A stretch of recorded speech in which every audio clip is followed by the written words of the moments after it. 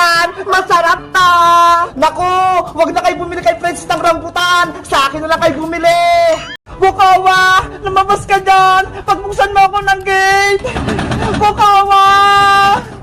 Ano ang kailangan mo, Bebang? Umalis ka na dito, hindi mo to bahay! Bukawa, ano ba nangyari sa'yo? Diba, mag-ibigan tayo? Ba't tinaway mo ko?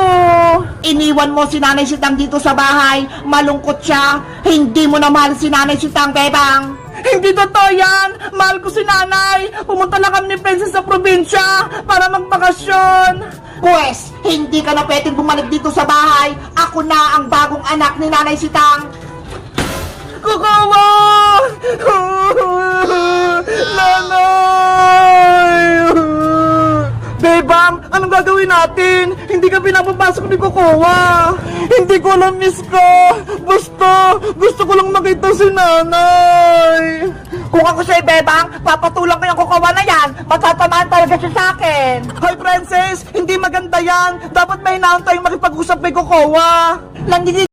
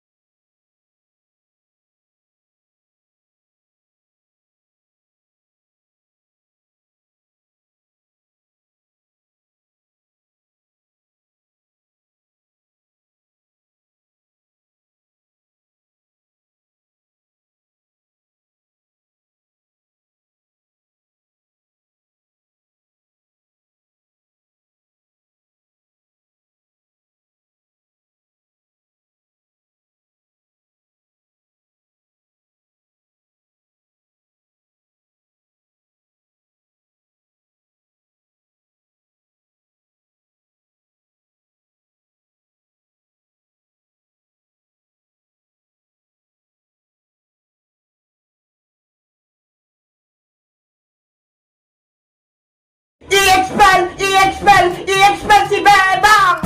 Principal, huwag po!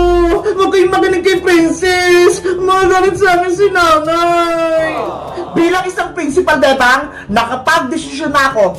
Yung ginawa mo kay Princess ay maling-mali. Bilang parusa, ikaw ay... Principal! Si Bebang po! Tagalan niyo na po dito siya sa school! Pasaway po siya!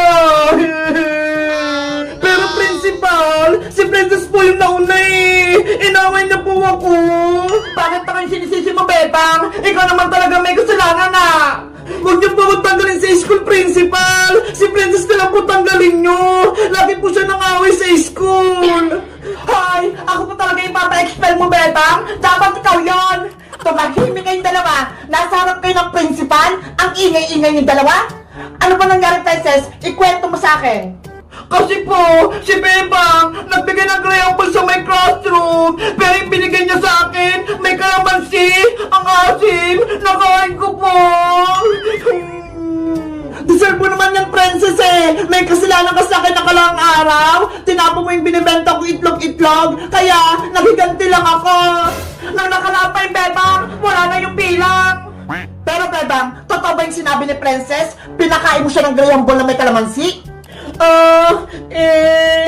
Kasi po, Principal, huwag ka na magpalusot! Sabihin mo na yung totoo! Palang ko talaga ako pakainin ng kalamansi para mapahiya ako! Nagpapaliwanag pa ako, Princess! Pagsalitain mo naman ako! Totoo naman ah! Ito yung binigay mo sa akin oh! Kaya mo lang may kalamansi! Bebang, nagsabi ba ng totoo si Princess? Ginawa mo ba yung binibintang niya sa'yo? Opo, inaamin ko po. Binigyan ko po siya ng graham ball na may kalamansi.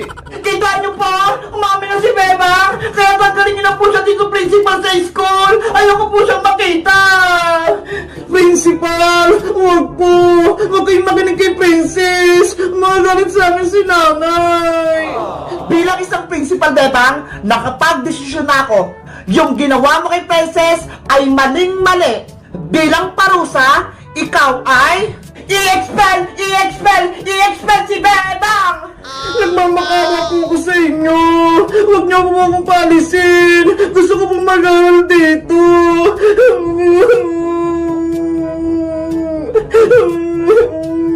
Huwag ka na magdrama, Bebang. May expel ka na. Hindi na tayo magiging classmate.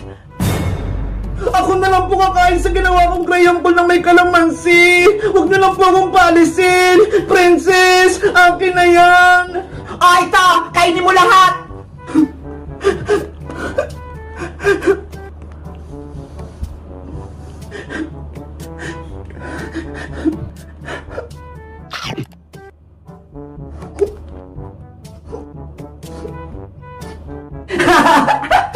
Ano? Masarap pa, Bebang?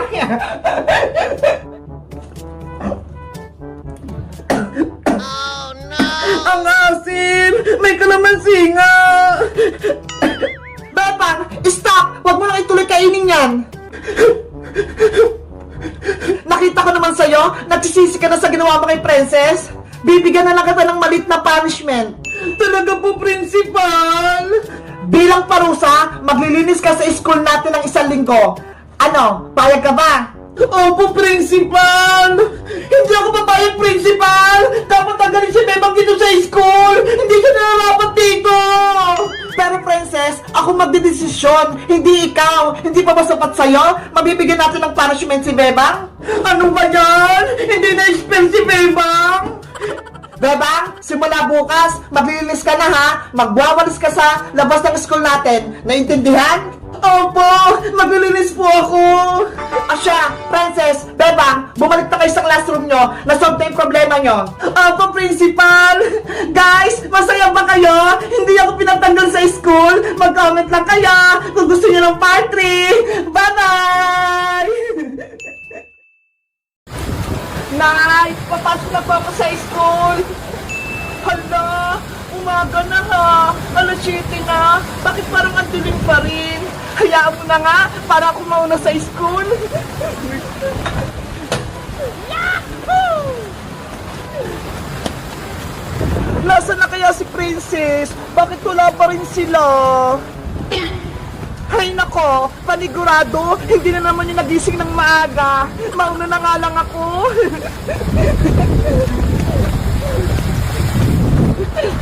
Dadaan ako sa shortcut para mabilis ako makapunta sa school namin.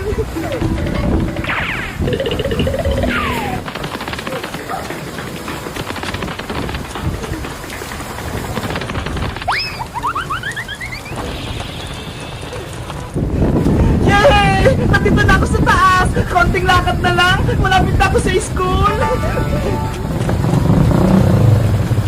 Guys, alam nyo ba, may kwento ako sa inyo. Si Princess, di ba pinagsulat ni teacher sa Noisy? Tapos, hindi niya sinunod yung pangalan niya. Kaya ayun, sinumpong namin siya kay teacher.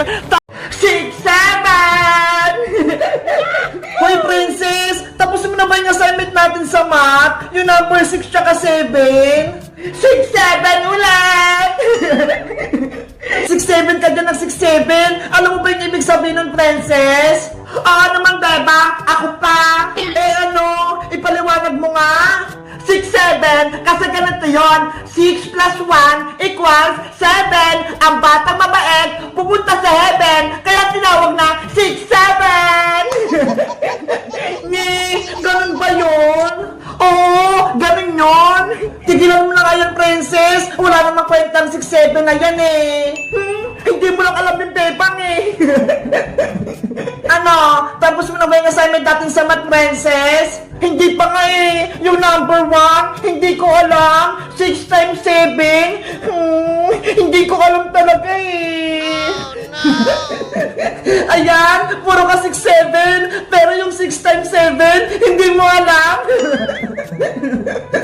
Bebang, pakopya ko ng sagot mo.